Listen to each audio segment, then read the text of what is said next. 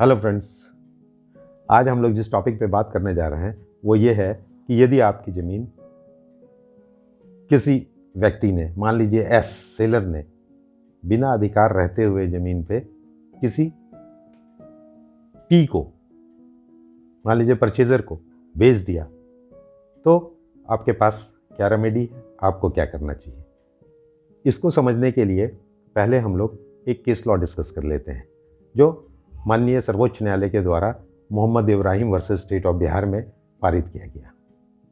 इस केस में यही हुआ कि एक व्यक्ति की ज़मीन, मान लीजिए एस ने पी को बेच दिया, सेलर ने परचेजर को बेच दिया। तो जब उस व्यक्ति को पता चला कि उसकी ज़मीन गलत ढंग से बेच दी गई है, तो वो गया और उससे पूछने गया कि भाई आपने ऐसा क्यों किया है। तो इस पर उस व्यक्ति ने कहा, उसके साथ गाली गलौज भी किया, धक्का मुक्की भी किया और कहा जाओ जो करना है कर लेना।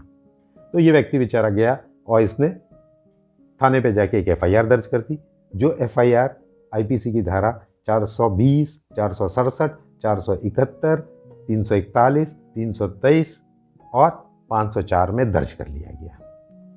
पुलिस के द्वारा अनुसंधान किया गया। अनुसंधान के उपरांत इन्हीं धाराओं में आरोप पत्र समर्पित किया गया एस और पी के खिलाफ। उसमें कुछ और भी व्यक्ति थे जिनकी हम बात नहीं कर रहे हैं। यानी कि पुलिस ने इस बात को सही पाया अनुसंधान के क्रम में कि आपकी ज़मीन एस के द्वारा पी को बेच दी गई। निम्न न्यायालय ने उसमें संज्ञान भी ले लिया, कॉग्निजेंस भी ले लिया, यानी उसने भी उसको प्रिमा फेसी सही पाया। मगर मामला गया सुप्रीम कोर्ट तक। सुप्रीम कोर्ट ने क्या कहा, इसको समझने की बात है। उसने सबसे पहले 467 को डिस्कस किया और कहा 467 क्या है, फॉर्जरी ऑफ वैल्यूएबल सिक्योरिटी और विल।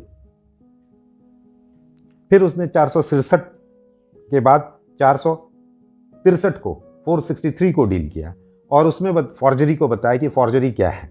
तो कहा whoever makes a false document with intent to cause loss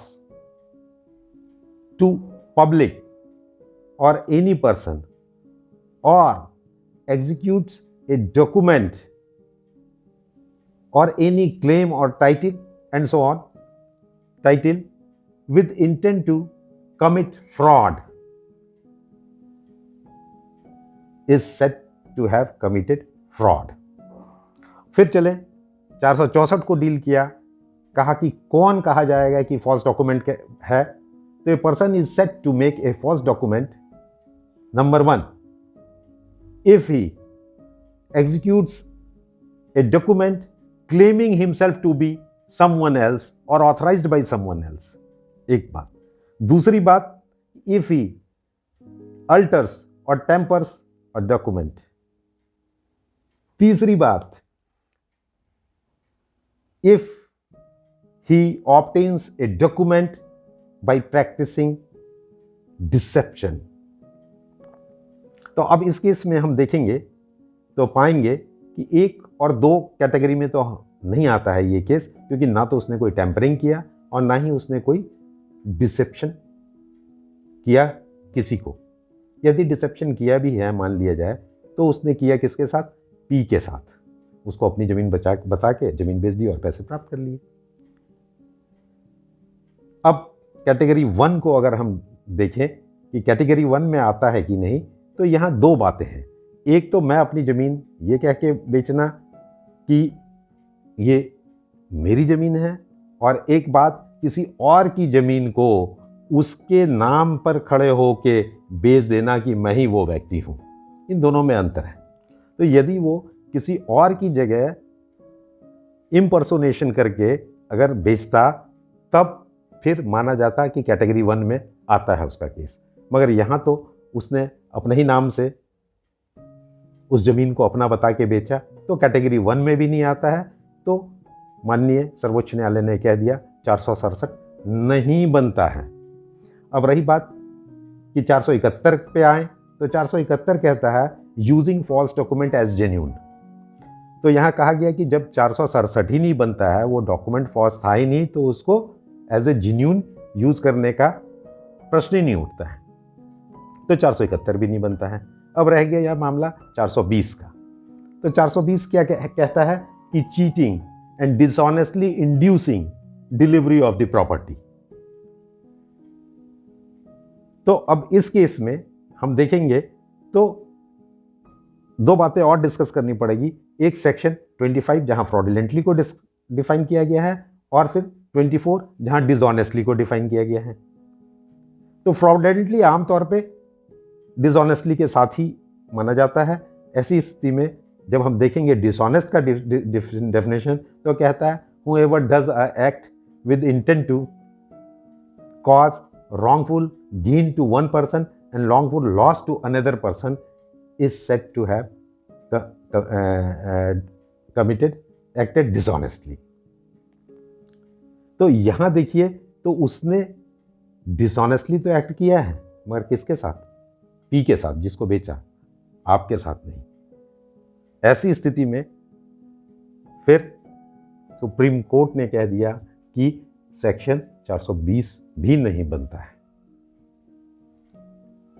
एक और बहुत बड़ी बात कह दी कि ये जो मामला है ये प्योरली सिविल डिस्प्यूट है, and civil dispute should not be given the colour of criminal offence. अब यहां एक बात मैं कहना चाहूंगा, जो मेरा ओपिनियन है, पर्सनल ओपिनियन है, कि एक सेक्शन और है आईपीसी में जो है 423, जो कहता है डिसऑनेस्ट और fraudulent execution of deed of transfer containing false statement of consideration. अब इसमें यदि देखा जाए तो एस ने जो बी को बेचा, उसमें जो ये स्टेटमेंट था ये जमीन उसकी है, वो फॉल्स था। वो जो कंसिडरेशन है वो फॉल्स है। तो मेरी समझ से 423 बनना चाहिए, मगर ऐसा भी नहीं हुआ इस केस में। तो अब बात आती है यहाँ कि आपके पास रेमेडी क्या है। यदि आप एफआईआर करते हैं तो आपको कुछ नहीं मिलता है, केस फेल कर जाएगा।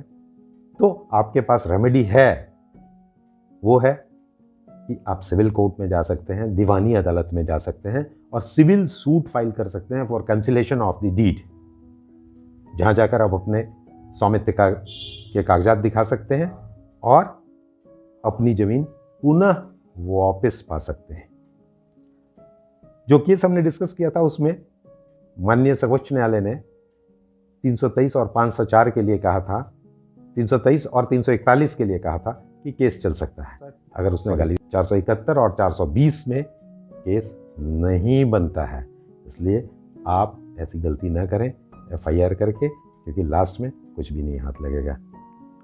मेरी समझ से ये जानकारी आपको पसंद आई होगी। धन्यवाद। जुड़े रहिए इसी प्रकार बोनाफाइड ज्ञान से और जानकारियां हासिल करते रहिए।